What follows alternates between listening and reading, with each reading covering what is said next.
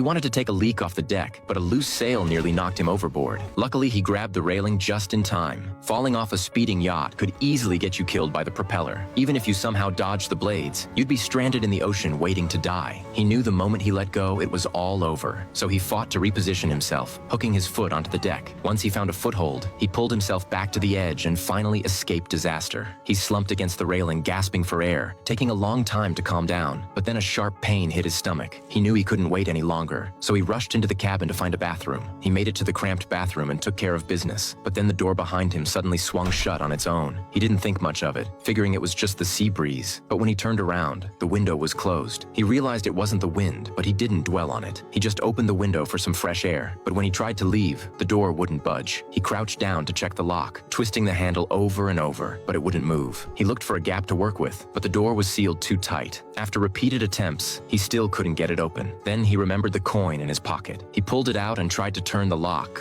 but that was wishful thinking. He opened the medicine cabinet looking for something useful. That's when he noticed a bloody handprint inside. He didn't think too much about it. He just grabbed a pair of scissors and tried to unscrew the lock. Strangely, the scissors fit the screw perfectly, but the lock seemed welded shut. No matter how hard he pried or twisted, nothing happened. Just as despair set in, he heard a rumbling outside. He looked out the window and saw a ship heading straight toward him with no sign of slowing down. He realized if he didn't stop his boat, they'd both be destroyed. Panicking, he opened the cabinet again and found a metal bottle. He started smashing it against the door handle. The ship kept getting closer. He hit it again and again, but the bottle was too light to do anything. In desperation, he tried kicking the door once, twice, but it still wouldn't move. Frantic, he stuck his arm out the window, waving his shirt wildly to signal for help. But the ship didn't seem to notice and kept its course. As collision seemed inevitable, he pressed his face against the window, trying to squeeze through to get their attention. But the frame was too narrow. His face was crushed against it, the pain unbearable, forcing him to scream and give up. Panic and despair washed over him. He forced himself to calm down and reached out the window again. In his frenzy, he accidentally grabbed a rope. He tested how tight it was, then tied a firm knot and threw it into the sea. His plan was to tangle the propeller and stop the boat. Luckily, the current carried the rope right into the propeller, but the rope tightened too fast. Before he could let go, it wrapped around his neck. Suffocation hit him instantly. Worse, his feet were dangling in the air. His vision started to black out and he nearly passed out. Fighting to stay conscious, he fumbled around on the deck. Finally, he found a hook. He used it to pry the rope loose, ignoring the pain twisting his face.